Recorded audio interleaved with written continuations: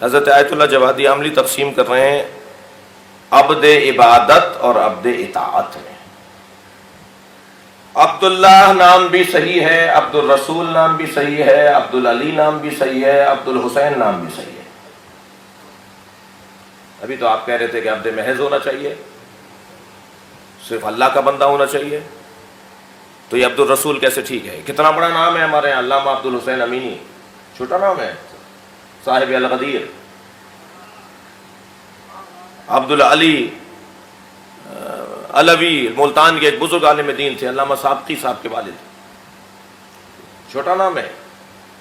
بڑے بڑے بزرگ علماء کے نام عبد الرسول، عبد العلی، عبداللہ، عبد الحسین، یہ کیسے حل کریں گے؟ میں ایک جملہ اور کہتا ہوں آگے بڑھوں کہ ہمیں کوئی نہیں بتائے گا کہ عقیدہ توحید کسے کہتے ہیں. ہم نہج البلاغہ رکھتے ہیں، ہم صحیفہ سجادیہ رکھتے ہیں. ہم سے بہتر اس لیے کہ جس دروازے پر بیٹھے ہیں ان سے بڑا اللہ کا بندہ کوئی نہیں تھا. مگر مفاہیم کو سمجھنے کی ضرورت ہے، انہیں ہضم کرنے کی ضرورت ہے. میں جنت البقیع، حضور جنت البقیع پر ائمہ بقیع کے قبروں کی زیارت کر رہا تھا. اتفاق سے توفیق ہوئی ہے ہمیں کتاب لکھنے کی، تاریخ و آداب مدینہ کے نام سے.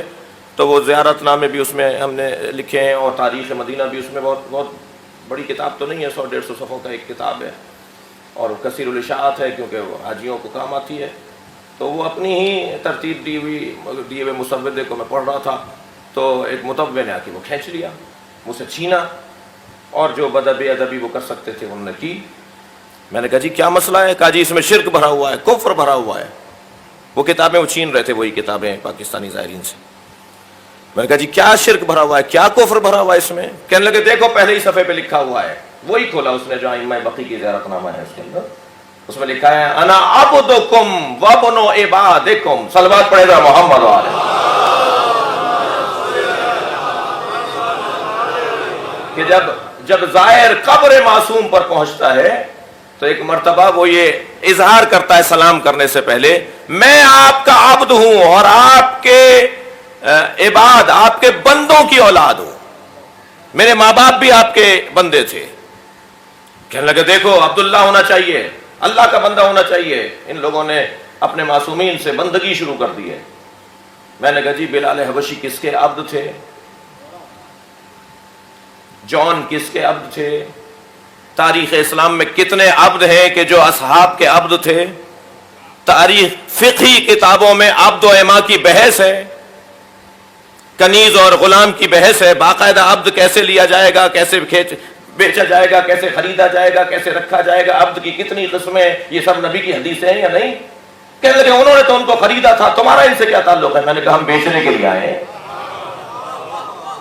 یہ کیسے مسئلے کو حل کریں گے؟ یہ عبد رسول، عبداللہ، عبد الحسین، عبد العلی.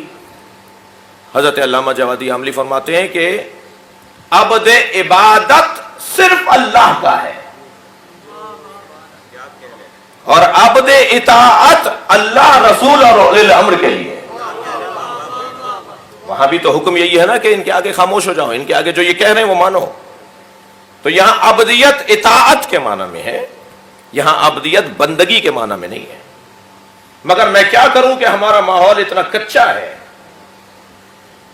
کہ بات پہنچنے میں آپ کو بھی دقت ہے اور ہمیں پہنچانے میں بھی دقت ہے.